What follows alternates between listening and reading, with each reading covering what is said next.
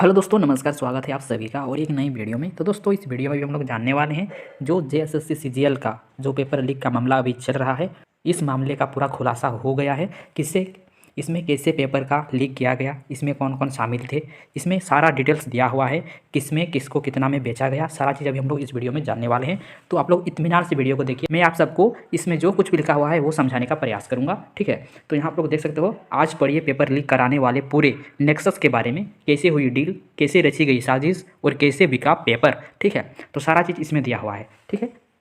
UP की jail में बंद अपराधियों ने लीक कराया था पेपर, पटना व नालंदा के जालसाजों ने बेचे, ठीक है। तो इसमें डिटेल्स में जो कुछ भी लिखा हुआ है फटाफट से मैं आप सबको पढ़ के सुनाता हूँ, ठीक है। तो यहाँ आप लोग देख सकते हो, झारखंड कर्मचारी चयन आयोग की सीजीएल परीक्षा के पेपर लीक मामले में लगातार नए खुलासे आ रहे हैं। रांची पुलिस की एसआईटी की जांच में पता चला है कि यूपी के झांसी जेल में बंद मोनू गुर्जर, अलवर के बलराम गुर्जर और नोएडा के सुमित सिंह ने पेपर लीक कराया था।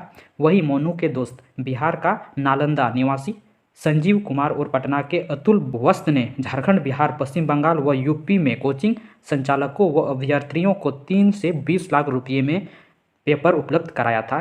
तो आप समझ सकते हो, 3 से 20 लाख के बीच पेपर उपलब्ध कराया था। और आगे अगर हम यहाँ देखेंगे तो यहाँ लिखा हुआ है कि जांच में पता चला है कि 28 जनवरी के होने वाली परीक्षा का पेपर 26 जनवरी को ही अभ्यर्थियों को उपलब्ध करा दिया गया था। छानबीन के दौरान 18 अप्रैल को यूपी के स्पेशल टास्क फोर्स की मेरठ इकाई की ओर से रांची एसएसपी को ईमेल में भेजा गया था। इसमें कहा गया था कि मेरठ के कांकर खेड़ा का रहने वाला रवि अत्री और उसका गिरोह पेपर लीक मामले में शामिल है। रवि और मोनू गुर्जर यूपी पुलिस भर्ती के लिए पेपर लीक मामले में भी अभियुक्त हैं। रवि मेरठ तो मोनू मांझी जेल में बंद है। इसके बाद पुलिस ने रवि से पूछताछ की तो आगे क्या आया परिणाम उसको देखिए। यहाँ पूछताछ करने के बाद रवि ने बताया कि मोनू गुर्जर, बलराम गुर्जर और सुमित सिंह ने पेपर लीक कराया था।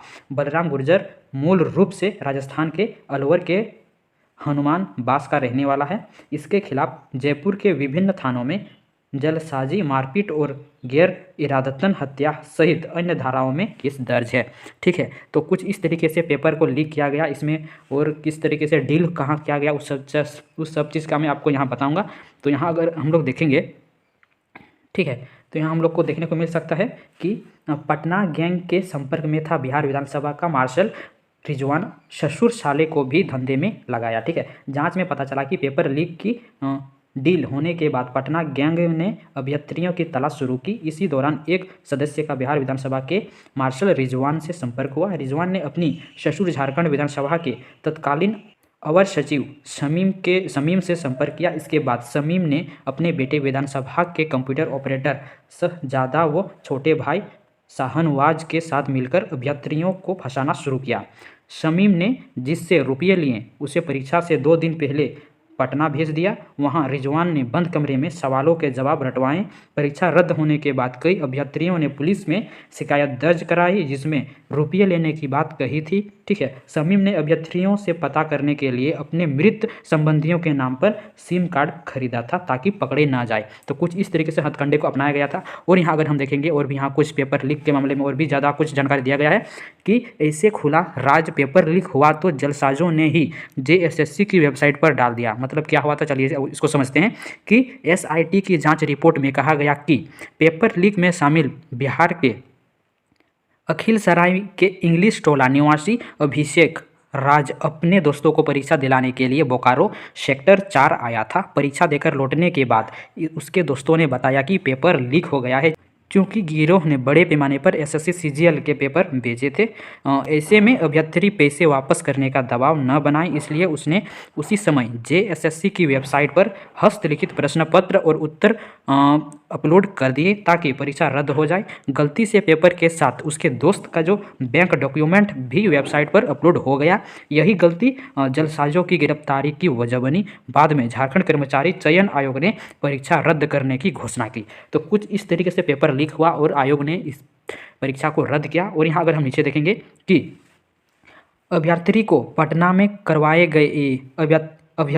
पटना में रटवाए गए सवालों के जवाब देखिए कि नवादा के शिवनगर निवासी सत्येंद्र कुमार ने बताया कि 28 जनवरी को होने वाली परीक्षा में सेटिंग करवाने के लिए पूर्व परिचित शैलेंद्र ने कुछ अभ्यर्थियों का जुगाड़ करने को कहा था। परीक्षा से एक दिन पहले शैलेंद्र ने अभ्यर्थियों को पटना के कच्ची तालाब के पास बुलाया और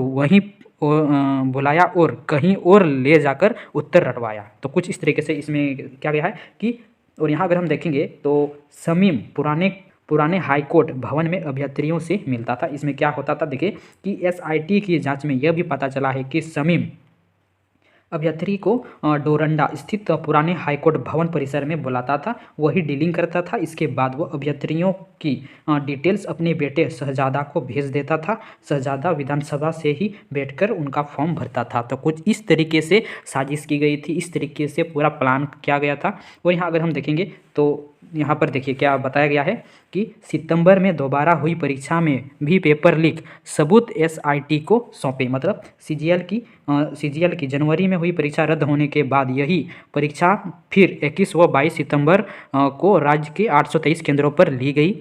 इसमें भी पेपर लीक समेत कई गड़बड़ियां सामने आई। फिर हाईकोर्ट ने रिजल्ट पर रोक लगा दी। इस मामले में शनिवार को अभ्यर्थियों ने SIT की सबूत सौंपे। इसमें 6 मोबाइल फ़ोन भी हैं, इसमें व्हाट्सएप ऐप चैट है, आंसर की है, टेलीग्राम पर जारी आंसर की और परीक्षा में पहले जारी हुई आंसर की तस्वीर है। ठीक है, 3 दिन पहले रातू पुलिस और DSP इंस्पेक्टर 1 की ओर से अभ्यर्थियों को फ़ोन कर सबूत सौंपने के लिए कहा गया था। अभ्यर्थी कुणाल प्रताप ने कहा कि समाहरणालय के ब्लॉक A में शनिवार को दोपहर 12 बजे सबूत देने पहुंचे थे। पूरी प्रक्रिया में 8 घंटे लग गए। ठीक है, तो कुछ इस तरीके से जो पेपर लीक हुआ था उसका इस तरीके से खुलासा हुआ है। लेकिन पेपर जिन्होंने लीक किया है, जिन्होंने पैसा देके इस एग्ज़ाम को अंजाम दिया है, उनका तो उस लिस्ट से नाम हटा देना चाहिए। और जिन्होंने जेन्युइन कैंडिडेट हैं, जिन्होंने अपने मेहनत और बलबूते पे इस एग्ज़ाम को क्लियर किया है, उनका तो यार कुछ नहीं होना चाहिए। पूरा एग्ज़ाम को रद्द नहीं करना चाहिए, ये सही नहीं हो सकता है। कितना दिन से ये एग्ज़ाम रद्द होते आ रहा है। अगर इस बार भी रद्द हो गया तो जो कैंडिडेट जेन्युइन है, जिन्होंने अपने दम पे इस एग्ज़ाम को क्लियर किया है, तो उनका तो यार मन ख़राब हो जाएगा। कितना बार एक एग्ज़ाम को देते रहेंगे। ठीक है, तो मैं तो चाहूँगा ये एग्ज़ाम पूरा रद्द ना हो। और जिन्होंने पेपर को ख़रीदा है उनके ऊपर सख्त कार्रवाई करनी चाहिए, और जिन्होंने इसको बेचा है उसके ऊपर भी सख्त कार्रवाई करनी चाहिए। ठीक है, और जिन्होंने ये जो एग्ज़ाम क्लियर किया है, उनका जो सपना है वो सफल हो, उन लोग को ज्वाइनिंग लेटर मिल जाना चाहिए। डॉक्यूमेंट वेरिफिकेशन तो कंप्लीट हो चुका है, बस आखिरी रिजल्ट के लिए कोर्ट का आदेश मिलना बस उसका बाकी है। ठीक है, तो कुछ इस तरीके से इस अपडेट में हमने जाना, और जैसे ही और आगे कुछ भी अपडेट आता है तो आप सभी के बीच में इस चैनल के माध्यम से आप सबको मैं देता रहूँगा। तो आप लोग चैनल से जुड़े रहिएगा।